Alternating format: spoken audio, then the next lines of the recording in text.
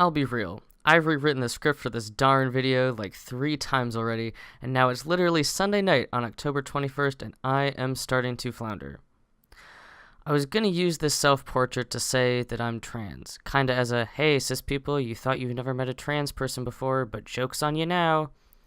I was originally gonna make this a really serious thing, but for a self-portrait about me that seems super ill-fitting, so then I decided to turn it into an all-jokes kinda deal.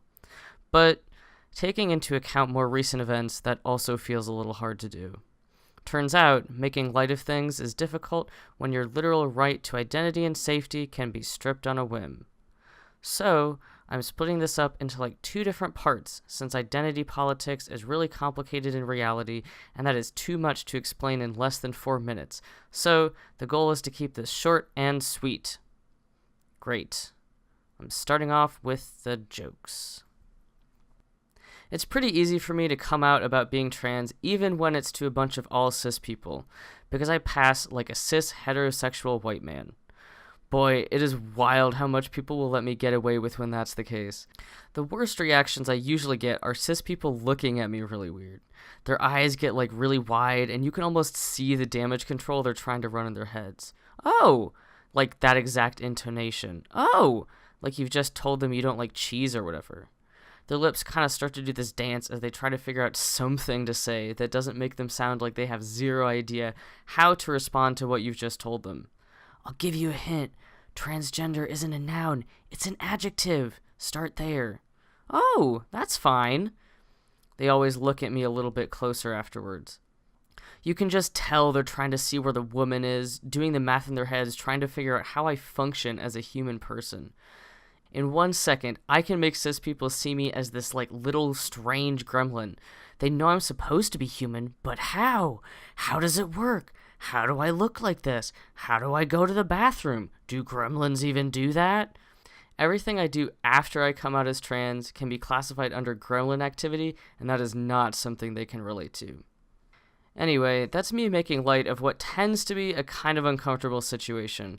But it's about 1 a.m. now, so I feel like it's almost appropriate to get into the nitty-gritty.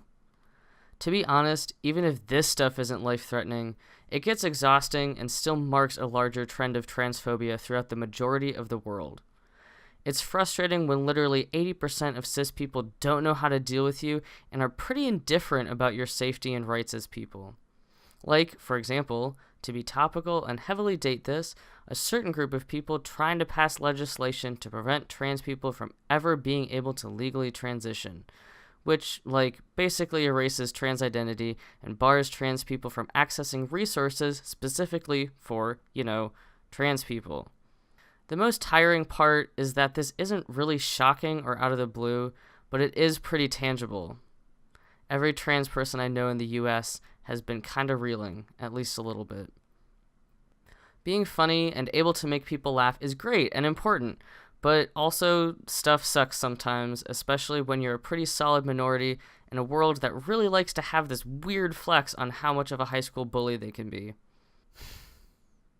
I'm trying to find a way to end this video properly, or even just get to the point of what I'm trying to get at, but I think it's kind of this. Being trans is such a large part of my identity, and affects how I live every day.